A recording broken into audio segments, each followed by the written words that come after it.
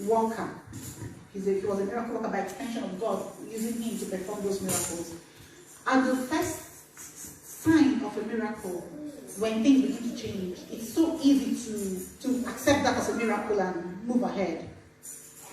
When things just change from what it was, from the circumstance we were praying for, you notice a slight change. It's easy to just call that a miracle. Am I communicating? Am I making sense? So because he had performed 5 miracles before this time, it would have been very easy for him, as soon as the child became warm, to have perceived that miracle has already taken place. Because from the story, the Bible says the child was dead. This is the child of the Shunammite woman. He was dead. So he came, he stretched himself, like the Bible says. He laid down on the child's body, placed his mouth on the child's mouth, and the child's body began to grow on again. So at this first instance, he would have perceived that to be the answer to his prayers. He would have perceived that something has happened, because the child was stone cold when he came in. Now the child is warm, which is a change in circumstance. So he would have felt something has taken place. The miracle is here. God has answered. He would have mistaken the first sign of miracle as prayer answered. Hallelujah. It's so easy. Blood no longer circulates. The boy is stone cold. All of a sudden the boy becomes warm. Warm signifies the return of life. So it would have been so easy for Elisha to say, woman, your son is alive, is resurrected, carry your son. But the Bible recorded that Elisha didn't stop. Instead, what did he do? He opened his eyes. A lot of times we mistake the sign for the actual miracle. We pray for things, we make petitions before God, and when things take a change in form, we mistake the sign for the actual miracle. Then we stop praying. We think God has answered.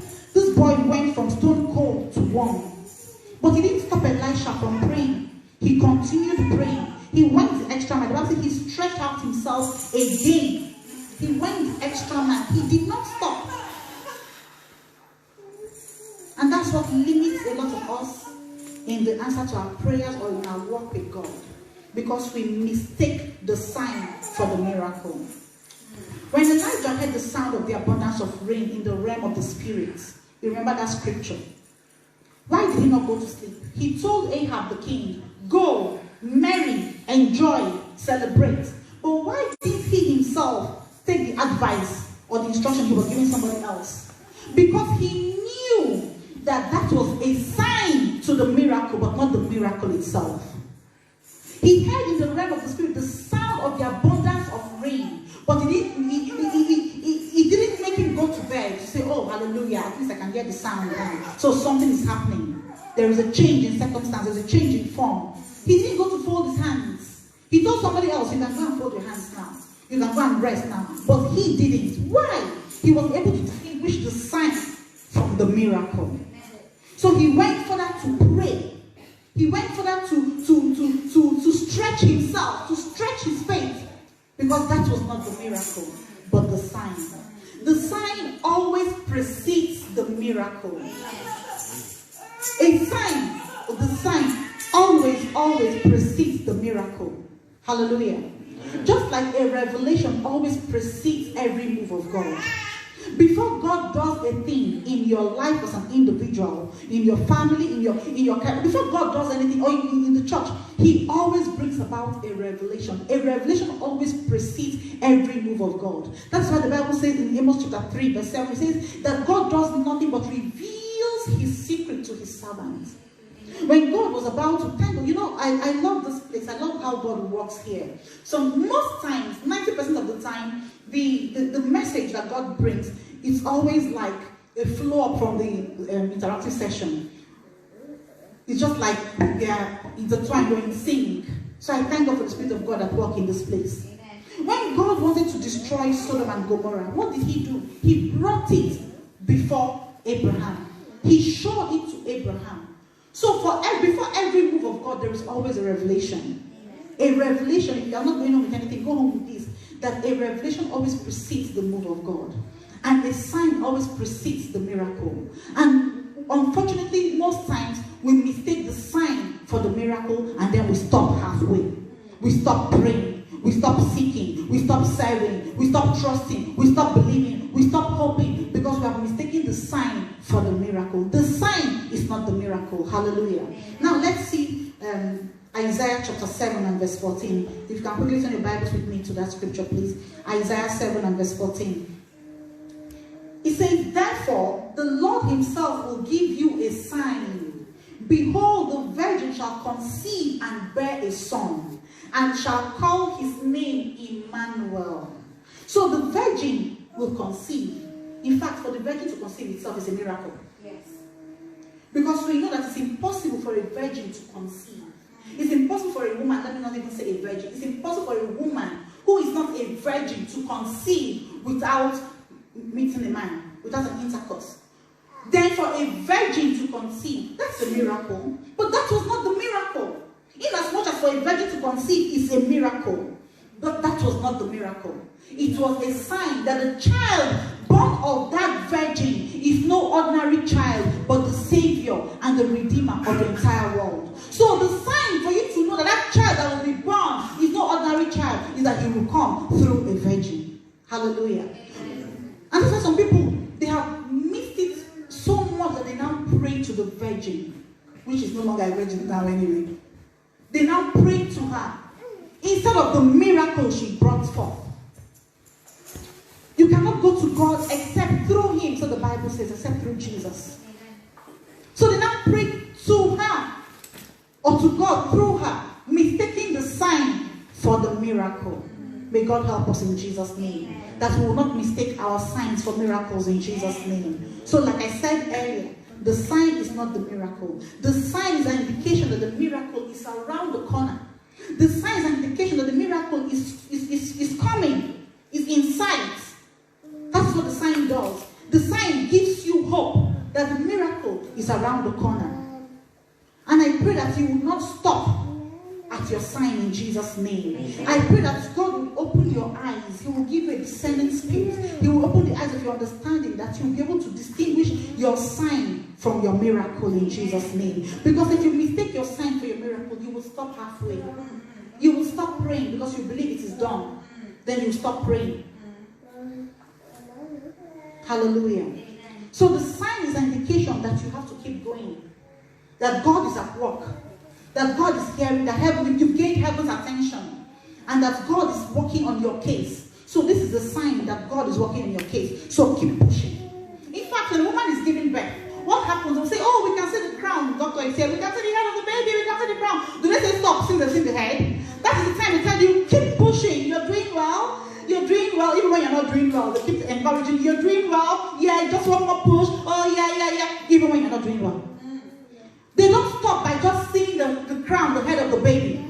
So the sign is not an indication for you to stop praying. The sign is not an indication for you to stop pressing. The sign is not an indication for you to stop hoping or stop believing or stop doing what you are doing in God's vineyard. The sign is actually time for you to do more.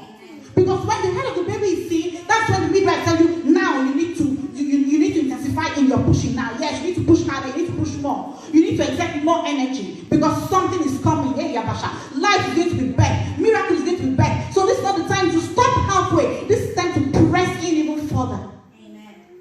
When Elijah heard the sound of the abundance of rain, he took a posture that is like a begging posture, and he was pressing in harder than before because he knew that even though I have seen the sign, the enemy would want to try to stop it.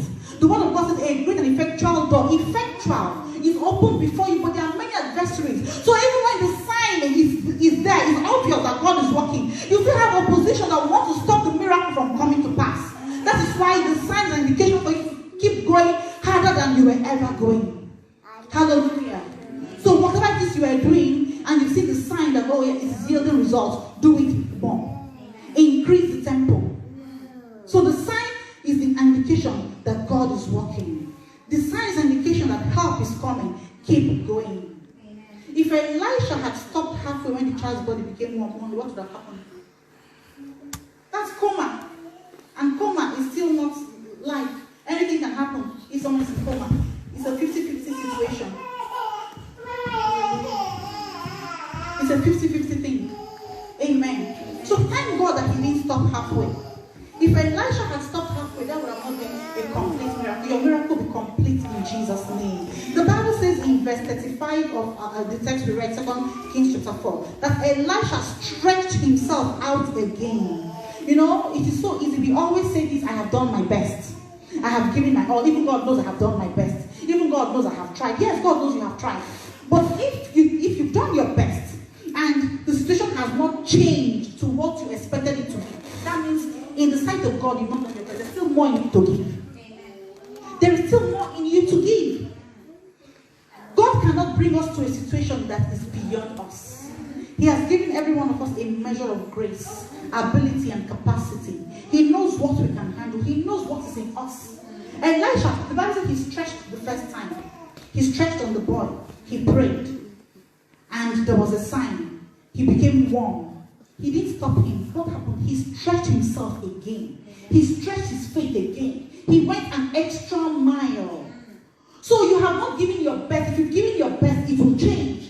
There is still more in you to give. That is why the situation is still the same. So God is waiting on you to stretch yourself. Because he knows that he has put everything you need in you to overcome that situation. He has put everything you need to be more than a conqueror, to be victorious. He has put it all in you. You don't need to pray for, oh God, give me grace. When what is this guy's name? Paul. When Apostle Paul was praying for grace, what did the Bible say? He said, my grace is sufficient. So you already have it. You don't need to pray for grace. You already have it. The grace of God is already sufficient for you. It's already in you. So everything you need to be a victor, everything you need to be an overcomer, it's already in you. All you've got to do is dig deep and stretch yourself a little bit more. Stretch your faith a little bit more. Stretch a little bit more. And things will happen. Hallelujah. Like I said, God will never put you in a position that he knows you don't have the capacity to handle. For every position, for every situation that confronts you, every challenge that confronts you, you have been given the strength, the capacity, and the ability to handle it and to overcome it. Amen. So, beloved of God, stretch your faith a little bit more. Stretch yourself a little bit more, because there's still more in you that God wants to use. No matter the pressure, because there will always be pressure, don't stop halfway. There will always be pressure. It will look like I have been doing this and there is no forthcoming result. Don't stop halfway. Stopping halfway is very dangerous. No matter the pain, don't stop halfway. When Jacob was wrestling with God, he didn't stop halfway. His hip was dislocated. That didn't make him stop.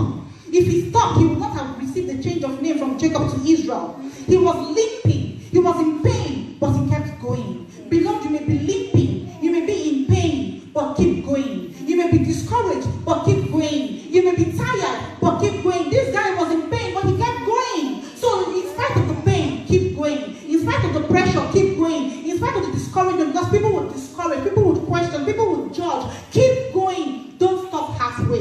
The Bible says in Galatians chapter 6, verse 9, that we should not be weary in doing good, because in due season, there is a due season for everyone. There is a due season. No matter how troubling that pregnancy is, no woman wants to give birth at 3 months.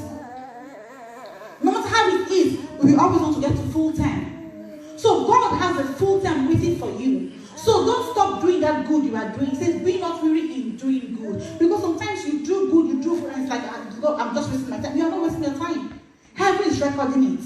And it's telling you, for every good you do, you are closer to your due season. For every good you do, for your service to God, you are closer to your due season. For your faith, for your trusting, for believing, for hoping, you are closer to your due season. So don't stop halfway.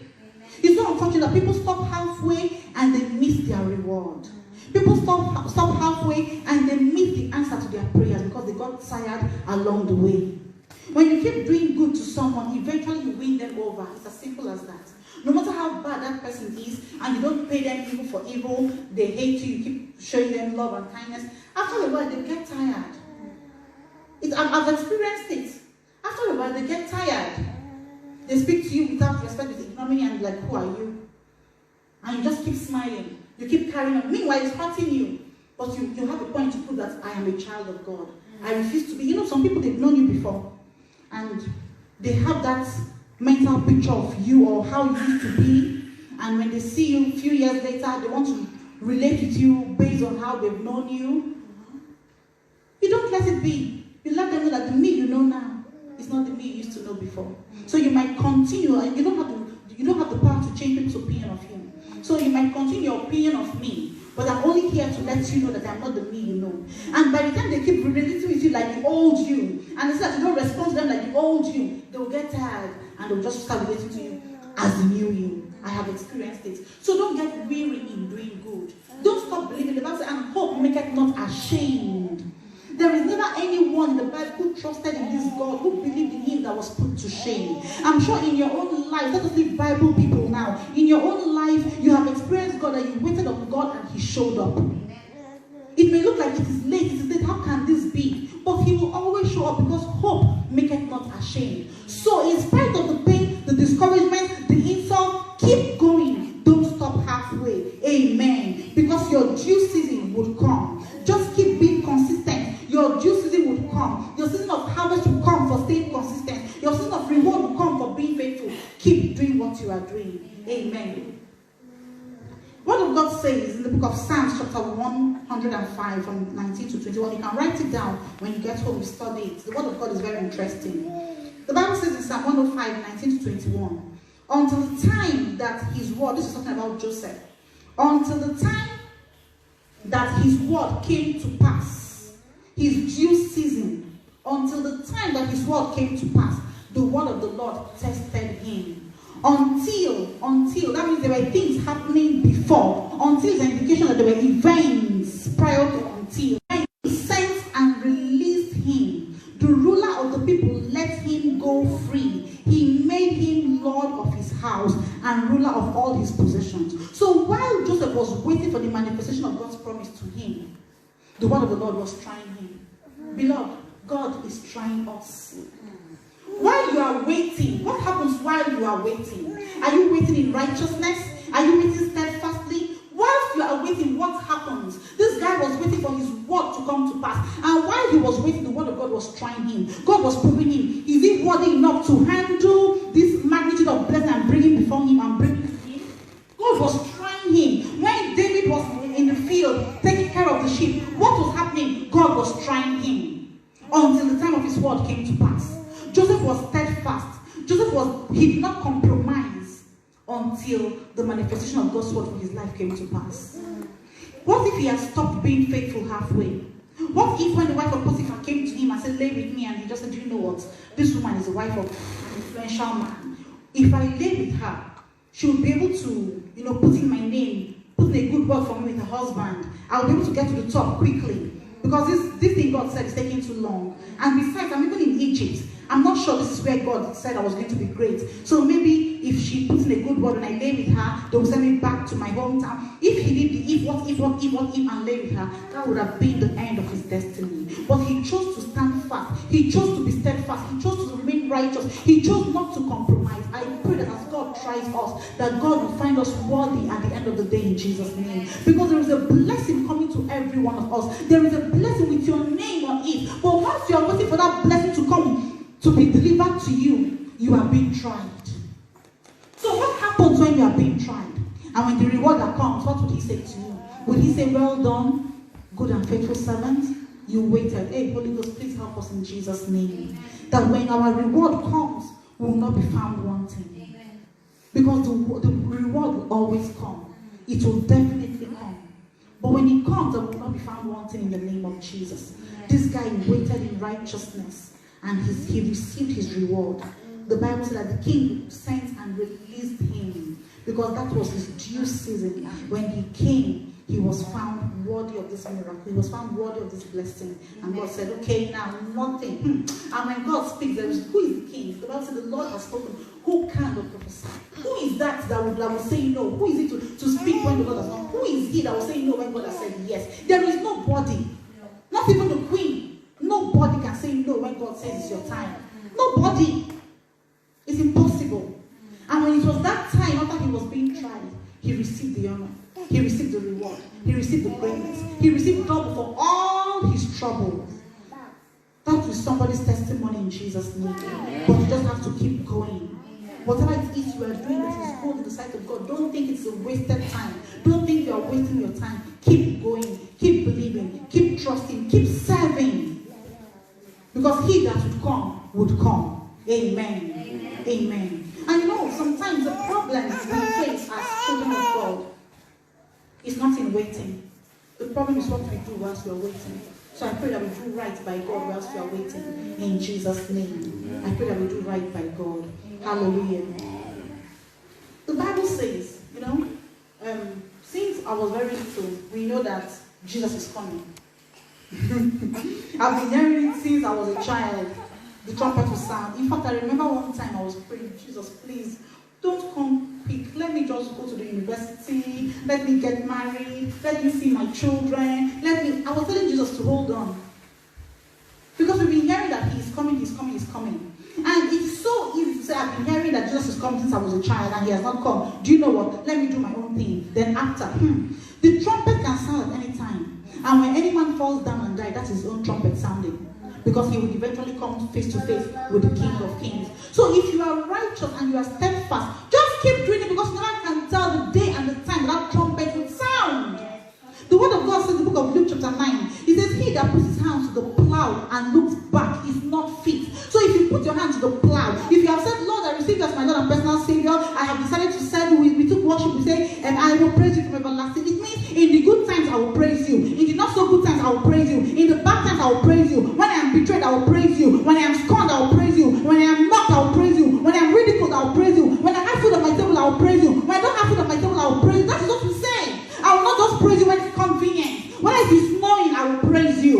When it is sunny, I will praise you. Whether my voice is cracked or not, I will praise you. When I am sick or in good health, I will praise you. That is what we are saying. And God says, if you look back, if you begin to consider, I have served this God for too long, and it's like nothing is happening, let me try option B, let me try plan B, let me go here, let me go there, you are not fit. Ezekiel said something. He said, if a man has, I'm paraphrasing the scripture now, if a man has been righteous all the days of his life, and for a single moment he just sinned, and he dies at that point, every good work has been wiped away. Hey, Kandalabasha. Every good work is gone. Because God will judge us based on how he meets us. He will not judge us based on, okay, you were so good for 100 years and you failed in this 5 minutes. No. It may sound unfair, but that is God. Who are we to question? And if a man has been so bad, a serial killer, doing so much evil all the days of his life, and at the point of his death, he confesses Christ, he will make heaven. There will be so much surprise when we get to heaven. Amen. There will be so much surprise. Because the people who think will be there, they might not be there. And the ones who don't even consider fit to even get to the gate might be the ones in the mansion. There will be huge surprises. But I pray that we'll be there in Jesus' name. So don't stop halfway because you never can tell when your trumpet would sound. Don't stop halfway. Don't stop halfway. Our Christian race is a journey. And in this journey, we don't have the luxury of stopping halfway. We don't have the luxury of looking back. We just have to keep running. The Bible says, walk out to salvation with what? With fear and trembling. You just have to keep walking it out every day, every minute, every hour. Because you never can tell when the Son of Man would come. Amen. Amen. So keep plowing, keep serving, keep trusting, keep being holy. Because one day we'll meet him face to face. And I round up with this passage. I want us to see the danger of stopping halfway. Stopping halfway has great consequence on our future. Stopping halfway has great consequence on our destinies. There is a great danger in stopping halfway. Let's see the story. If everybody can open their Bibles, 1 Samuel chapter 13 from verse 8 to 14 is a lengthy one, but I just want us to get the story well. 1 Samuel 13 is the story of King Saul. 1 Samuel 13, 8 to 14, and I read. Prior to this, actually, let me just give a background story. He was instructed by the prophet Samuel to tarry and wait for him for 7 days, and he did. Now, let's read the story.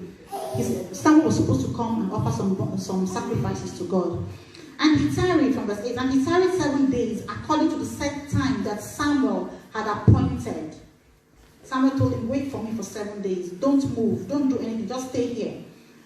But Samuel came not to Gilgal, and the people were scattered from him. And Saul said, bring hither a burnt offering to me, and peace offerings. And he offered the burnt offering.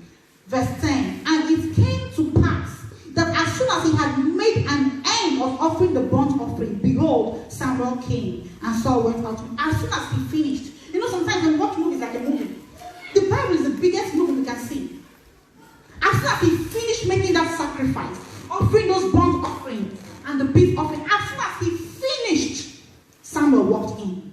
And Samuel said, what hast thou done? And Saul said, because I saw that the people were scattered from me, and that thou camest not within the days appointed, and that the Philistines gathered themselves together at Michmash.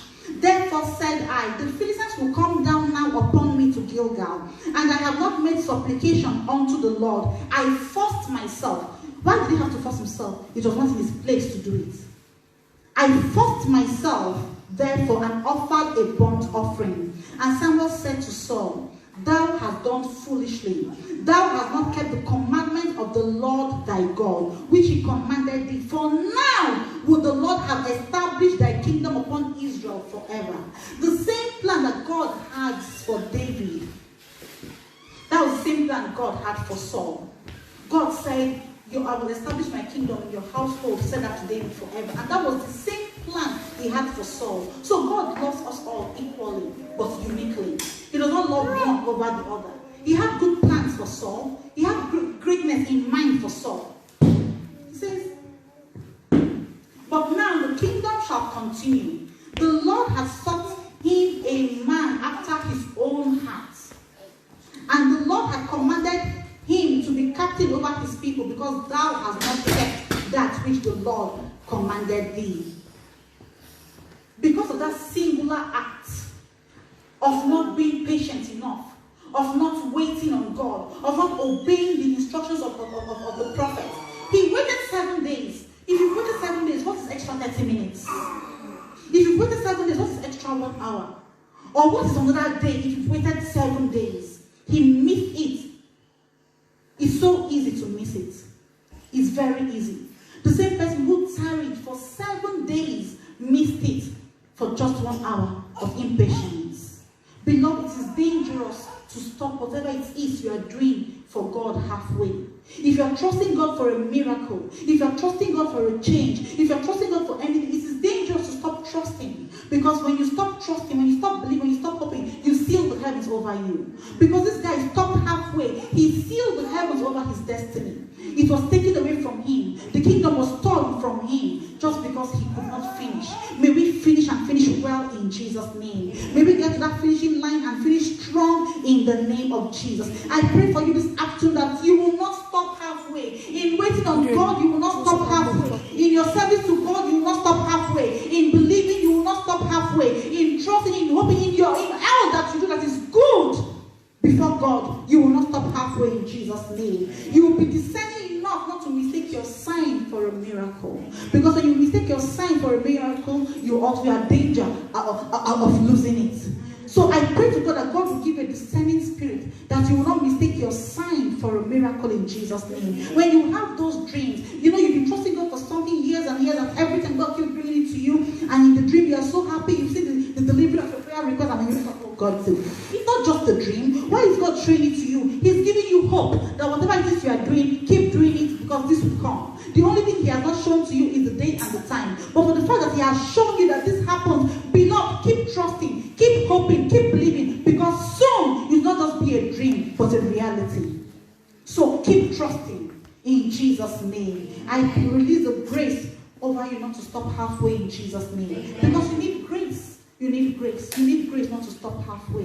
It takes grace. Because we are human, and by nature we are limited. It's so easy to say, do you know what? It happens to me. In fact, when I go to the shops and there is so much queue and I'm waiting, and I've been waiting for like 30 minutes. I've been patient, and all of a sudden I just go away. That's when they want to start attending to my queue. I'm like, oh my God, I have to go and start from the beginning again. And I'm sure maybe one of you've experienced it once or twice. And that's just what God used to teach us. Sometimes we have been in the queue waiting for our destiny moment, And when we are just at the verge of it, we get impatient and we turn around and we start going. And that's when the angel, and that's when the angel comes to deliver packages and you are nowhere to be found. May you not stop halfway in Jesus' name. May God give you grace to carry on until you get to your finish line, until you see the manifestation of all the promises He has made to you in Jesus' name. Can we rise to our feet this afternoon? And I want us to pray.